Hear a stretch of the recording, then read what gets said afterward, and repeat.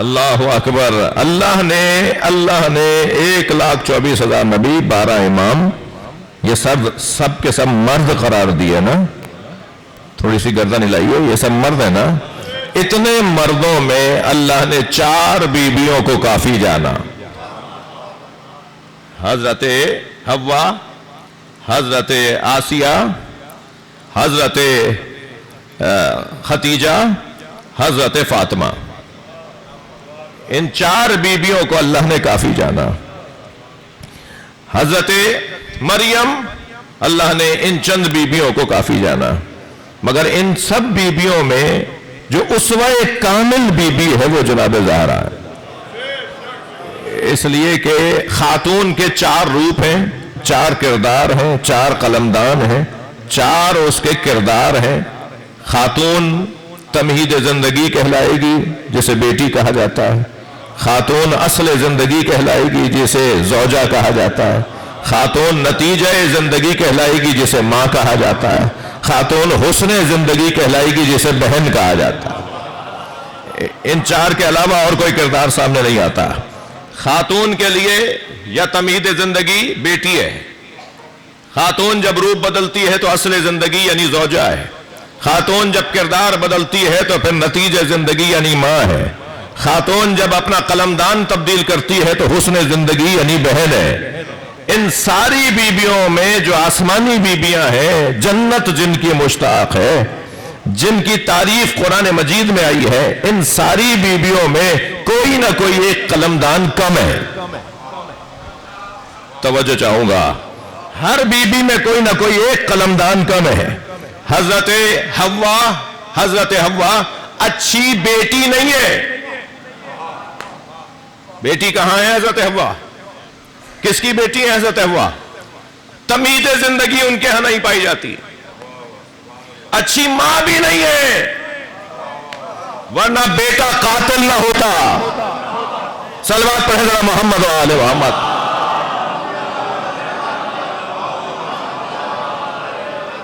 حضرت حوا کے ہاں 2 قلمدان ہیں ہی نہیں. حضرت مریم کے ہاں، حضرت مریم اصل زندگی نہیں ہے ان کے ہاں، یعنی زوجہ ہی نہیں ہے.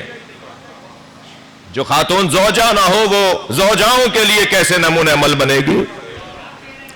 تو وہاں ایک چیز ہے ہی نہیں جو نمونہ عمل قرار پائے. واحد ذات جناب زہرا کی ہے جو ہر اعتبار سے نمونہ عمل ہے. وہ بیٹیوں کے لیے ایسی نمونہ عمل کہ جو بیٹی مصطفیٰ کی بیٹی ہو اور جس کے آنے پہ سرکار کھڑے ہو جاتے ہوں اور جسے دیکھ کر سرکار فرماتے ہوں کہ میں فاطمہ کو دیکھ کر تبلیغ دین میں حوصلہ پاتا ہوں. مجھے ہمت ملتی ہے جب میں فاطمہ کو دیکھتا ہوں، مجھے حوصلہ ملتا ہے جب میں سیدہ کو دیکھتا ہوں. تمہید زندگی نبی کے لیے، اصل زندگی علی کے لیے، جس کی زوجہ فاطمہ ہو. بھئی توجہ چاہوں گا. لولا علی لما کانا لفاطمتا کفن علی وجہ الارض آدم فمن دونا. صلوات پڑھیں محمد و آل محمد. اگر علی نہ ہوتے تو فاطمہ کا کوئی شوہر نہ ہوتا. اگر علی نہ ہوتے تو فاطمہ کا کوئی شوہر نہ ہوتا، آدم اور آدم کے علاوہ.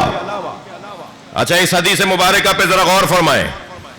پہلے تو یہ طے کریں کہ اگر علی نہ ہوتے تو فاطمہ کا کوئی شوہر نہ ہوتا. یہ بی بی فاطمہ کی فضیلت ہے یا مولا علی کی؟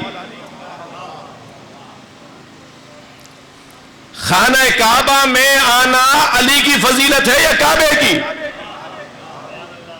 کعبے کی فضیلت ہے کہ علی وہاں ہے. منبر رسول پر بیٹھنا، صلوات پڑھ لیں محمد و آل محمد. منبر رسول پر بیٹھنا یہ منبر کی فضیلت ہے یا علی کی؟ کیا ہوا بھائی، بات کرو نا. منبر رسول پر جو مولا علی بیٹھے، یہ مولا علی کا نبی کے منبر پہ بیٹھنا یہ منبر کی فضیلت ہے یا مولا علی کی؟ ہاں اتنی تو معرفت سب کو ہے نا. ایسے تھوڑی مولا علی کی فضیلت بنا دیں گے ممبر پہ بیٹھنا. مولا علی نے ممبر کو ہاتھ مار کے فرمایا تھا ما هذه العباد انا راکب کتف النبی. یہ لکڑیوں کا ڈھیر کیا ہے، میں نبی کے دوش میں بیٹھا ہوں. सलवात पढ़े मोहम्मद व आले मोहम्मद। हाँ, ये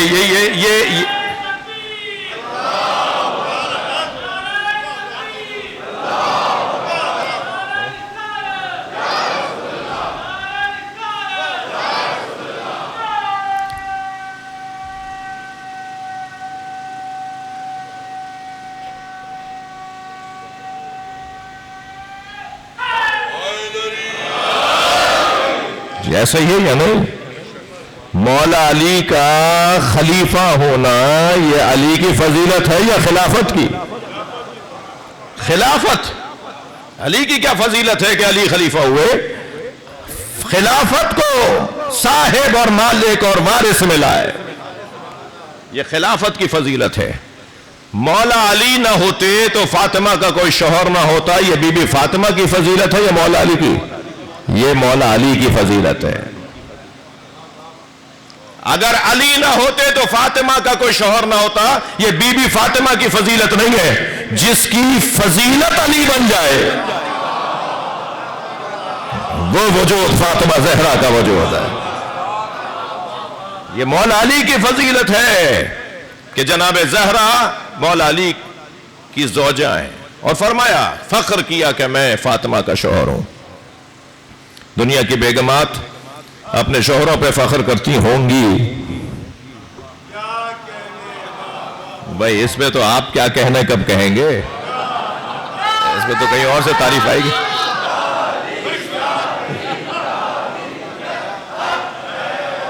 इसमें तो वहां से तारीफ आएगी। मौलाना कभी तो हमारे लिए भी बात किया करें जी। दुनिया की बेगमात अपने शौहरों पर फख्र करती होंगी ना, ये वाहिद जोड़ा है जो शौहर फख्र करता है कि मैं फातिमा का शौहर हूं।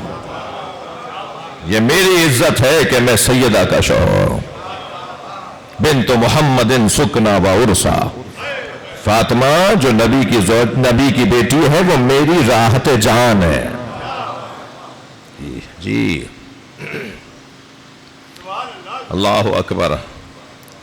अच्छा, इस हदीस मुबारका पर लौला अली लमा कान ले फातिमा कुफ़्फ़ुन अला वजहिल अर्ज़, वजहिल अर्ज़ बोलकर पूरी जमीन पर फातिमा का कोई शौहर ना होता।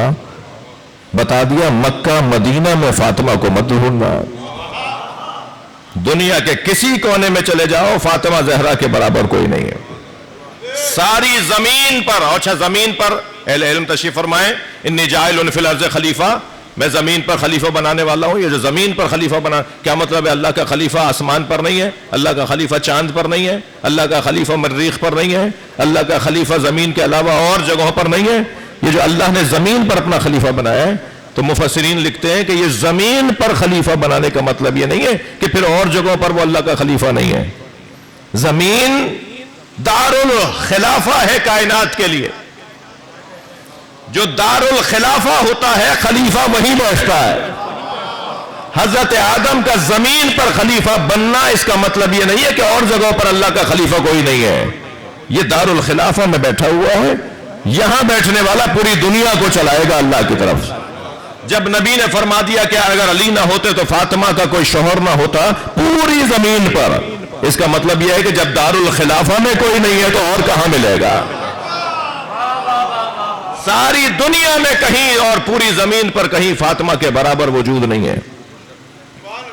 और यह भी नहीं है आदमुन फमंदूना, आदम और आदम के अलावा जी। यह भी तय कर दिया कि ये मत सोचना कि पिछले जमानों में तो बहुत बार मोतबर शख्सियात गुजरी हैं।